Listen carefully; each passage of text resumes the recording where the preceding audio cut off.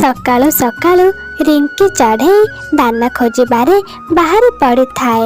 ସେ କିଛି ଦୂର ଯାଇଛି କି ନାହିଁ ତଳେ ତାକୁ ଗୋଟିଏ ଚକ୍ ଚକ୍ କରୁଥିବାର ଦେଖାଯାଏ। ରିଙ୍କି ଚଢ଼େଇ ସେଇଠି ରହିଯାଏ। ସେ ଦେଖେ ତଳେ ଗୋଟିଏ ସୁନା ମୁଦ୍ରା ପଡ଼ିଛି।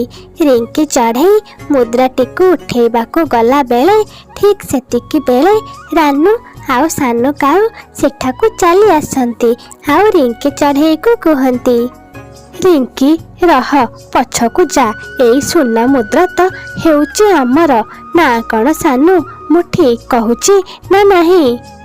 ହଁ ରାନୁ, ତୁମେ ତ ପୁରାପୁରି ଠିକ୍ କହୁଛ। ଆମେ ଏଇ ବଡ଼ ସୁନା ମୁଦ୍ରାଟାକୁ ବିକ୍ରି କରିଦେବା। ଆଉ ଯେଉଁ ଟଙ୍କା ହେବ ସେଇ ଟଙ୍କାରେ ଆମ ପାଇଁ ଗୋଟିଏ ସୁନ୍ଦର ଘର କରିବା। ଆମେ ତ ଏଇ ଜଙ୍ଗଲର ଧନୀ କାଉ ହେଇଯିବା। ଆରେ ସାନୁ ଭାଇ, ରାନୁ ଭଉଣୀ, ତୁମେ ଦୁଇ ଜଣ ଏମିତି ମିଛ କଥା କେମିତି କହୁଛ? ଏଇ ଟଙ୍କାକୁ ତ ପ୍ରଥମେ ମୁଁ ଦେଖିଥିଲି, ସେଥିପାଇଁ ଏ ଟଙ୍କା ମୋର। ଏମିତି ରିଙ୍କି ଚଢ଼େଇ ଆଉ କାଉମାନଙ୍କ ଭିତରେ ଝଗଡ଼ା ହେଉଥାଏ। ଠିକ୍ ସେତିକି ବେଳେ ମିଟୁ ଶୁଆ ଆଉ ବବଲୁ ପାରା ବି ସେଠାକୁ ଚାଲି ଆସନ୍ତି। ଆରେ ସାଙ୍ଗମାନେ, ଝଗଡ଼ା କରି କିଛି ଲାଭ ନାହିଁ। ଏ ମୁଦ୍ରାକୁ ବିକ୍ରି କରିଦେବା ଆଉ ସେଥିରୁ ଯେଉଁ ଟଙ୍କା ଆସିବ ତାକୁ 4 ଭାଗ କରି ବାଣ୍ଟି ନେଇଯିବା। 4 ଭାଗ? ଆଉ 2ଟା ଭାଗ କୁଆଡ଼ୁ ଆସିଲା? ଆରେ ଆମେ ପରା 2 ଜଣ, ମୁଁ ଆଉ ବବଲୁ, ଆଉ କିଏ? ଏଠି ଆମ ଭିତରେ ବାଣ୍ଟ ଛିଡ଼ୁନି ଆଉ ତୁମେ 2 ଜଣ ନିଜ ହକ୍ ମାଗିବାକୁ ଚାଲି ଆସିଲ। ତୁମେ ସମସ୍ତେ ଚୁପ୍ ହେଇଯାଅ, ଆମେ ଚିଲରାଣୀଙ୍କ ପାଖକୁ ଯିବା। ସିଏ ଏବେ ଏଇ କଥାର ଫଇସଲା କରିବେ। ତାପରେ ସବୁ ଚଢ଼େଇ ମାନେ ସେଇ ସୁନା ମୁଦ୍ରାକୁ ନେଇ ଚିଲରାଣୀଙ୍କ ପାଖକୁ ଚାଲି ଯାଆନ୍ତି ଆଉ ତାଙ୍କୁ ସବୁ କଥା କହିଦିଅନ୍ତି। ଯଦି ଏଇ ଟଙ୍କା ସବୁଠୁ ପ୍ରଥମେ ରିଙ୍କି ଚଢ଼େଇ ଦେଖିଥିଲା, ତାହେଲେ ଟଙ୍କା ତ ରିଙ୍କି ଚଢ଼େଇର ହେବା ଦରକାର। ଚିଲରାଣୀ ଏମିତି କହୁ କହୁ ରାନୁ କାଉ ସାଙ୍ଗେ ସାଙ୍ଗେ କୁହେ, ଚିଲରାଣୀ, ଏଇ ଚଢ଼େଇ ତ ମିଛ କଥା କହୁଛି। ଏଇ ମୁଦ୍ରା ତ ପ୍ରଥମେ ଆମ 2 ଜଣଙ୍କୁ ମିଳିଥିଲା। ନାଇଁ ଚିଲରାଣୀ, ଏଇ ମୁଦ୍ରା ତ ଆମ 2 ଜଣଙ୍କୁ ମିଳିଥିଲା। ତାପରେ ଏଇ କାଉ ଆଉ ଚଢ଼େଇ ଆସି ଆମ ସାଙ୍ଗରେ ଝଗଡ଼ା କଲେ। ଆରେ ତୁମେ ସମସ୍ତେ ଚୁପ୍ ହେଇଯାଅ। କାଲି ସକାଳୁ ସକାଳୁ ସମସ୍ତେ ଖୋଲା ପଡ଼ିଆକୁ ଚାଲି ଆସିବ। ମୁଁ ସେଇଠି ତୁମ ସମସ୍ତଙ୍କର ନିଷ୍ପତ୍ତି ନେବି।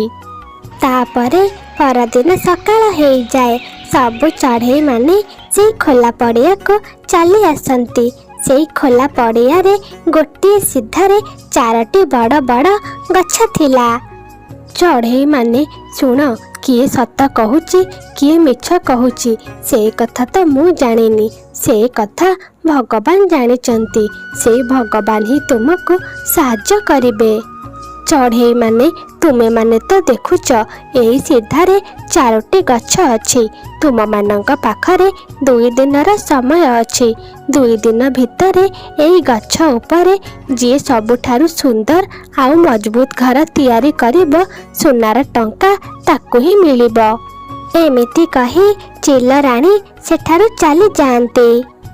ସାନୁ, ଶୁଣିଲ ତ, ସବୁଠାରୁ ସୁନ୍ଦର ଘର ଏବେ ଆମକୁ କରିବାକୁ ହେବ। ଚାଲ, ତୁମେ ଆଉ ବସନି, ଜଲ୍ଦି ଜଲ୍ଦି କାମରେ ଲାଗି ପଡ଼। ତାପରେ ସମସ୍ତେ ନିଜ ନିଜ ଘର ତିଆରି କରିବାରେ ଲାଗି ପଡ଼ନ୍ତି। ସାନୁ ଆଉ ରାନୁ ଘର ତିଆରି କରୁଥାନ୍ତି। ସାନୁ, ମୁଁ ସବୁ କାଠକୁ ଧରୁଛି, ଆଉ ତୁମେ ଜଲ୍ଦି ଜଲ୍ଦି କଣ୍ଟା ବାଡ଼ାଅ। ତାପରେ ରାନୁ କାଉ ପଟାକୁ ଧରେ ଆଉ ସାନୁ କାଉ ହାତୁଡ଼ି ମାରେ। ଓହୋ, ମୋ ହାତ! ସାନୁ, ତୁମକୁ କ'ଣ ଦେଖାଯାଉନି? କଣ୍ଟାରେ ପିଟିବା ବଦଳରେ ହାତୁଡ଼ି ମୋ ହାତରେ କେମିତି ପିଟିଦେଲ? ରାନୁ, ମୋତେ କ୍ଷମା କରିଦିଅ, ମୋତେ ଭଲରେ ଦେଖାଗଲାନି। ଆରପଟ ଗଛରେ ବସି ମିଟୁ ଶୁଆ ଆଉ ବବଲୁ ପାରା ସାନୁ ଆଉ ରାନୁ କାଉକୁ ଦେଖୁଥିଲେ। ତାଙ୍କର ଏମିତି କାମ ଦେଖି ସେଇ 2 ଜଣ ତ ହସିବାକୁ ଲାଗିଲେ। ଏଇ ରାନୁ ତ ନିଜ ଭଙ୍ଗା ହାତରେ ବଢ଼ିଆ ଘର ତିଆରି କରିବ। बबलू चल एबे आमे दुई जण घर तैयारी करिबा आउ एमानंकु जितिकी देखैबा।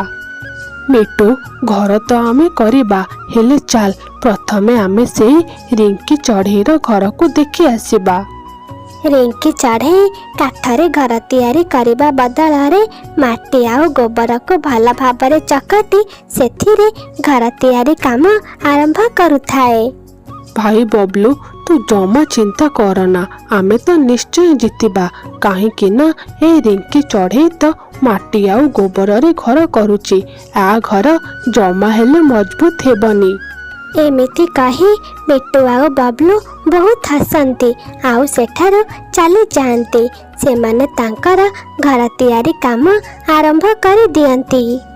सानू आम घर एमिति बंका काहेकि देखा जाउची मते लागुची आम घर एइनाके गली पड़िबो। रानू आमको को घर तैयारी करी आसे जेमिति हेउची ताको हेबाको दियो।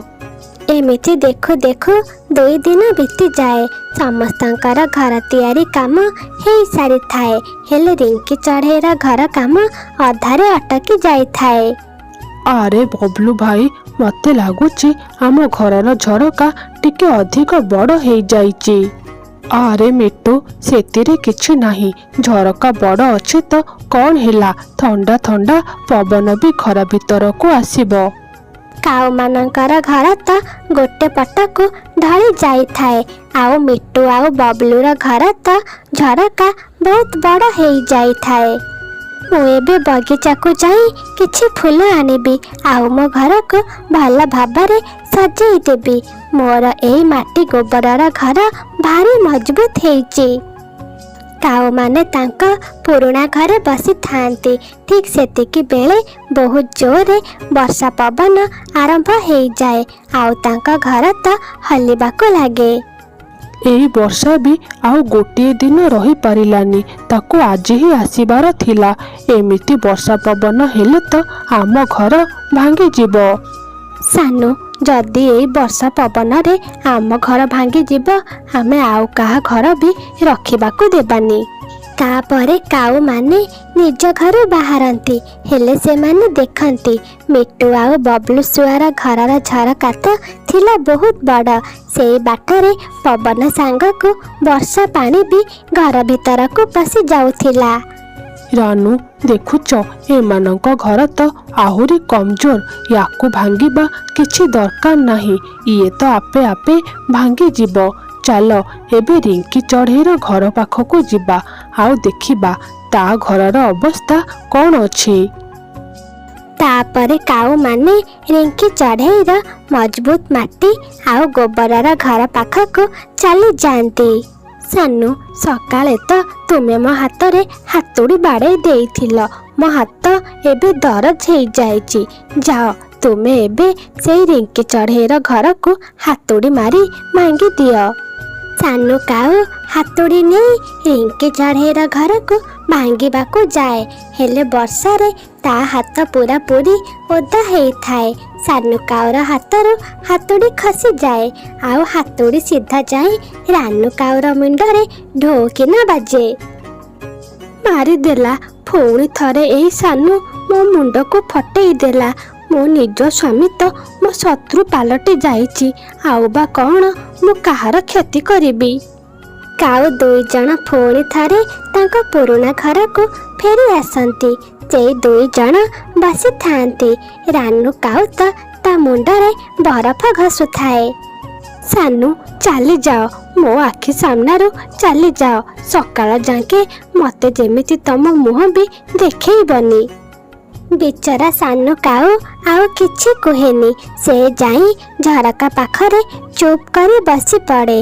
रिंकी चढ़ेई किछि फूल आने आउ ता घर को भल भाबरे सजेई दिए।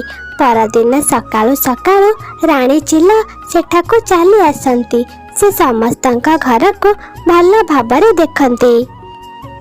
मिट्टू बबलू घरर झरका एते बड़ काहेकि करिच कौन से बाटे तुम घर को हाथी पशिब ना कौन। एमिति सुनी रानू काऊ तो जोरे हसिबाको लागे।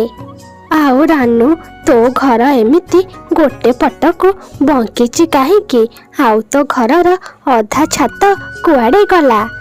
ଏମିତି ଶୁଣି ରାନୁ କାଉର ହସ ତ ପୁରାପୁରି ବନ୍ଦ ହେଇଯାଏ। ହେଲେ ମିଟୁ ଶୁଆ ତ ରାନୁକୁ ଦେଖି ହସିବାକୁ ଲାଗେ।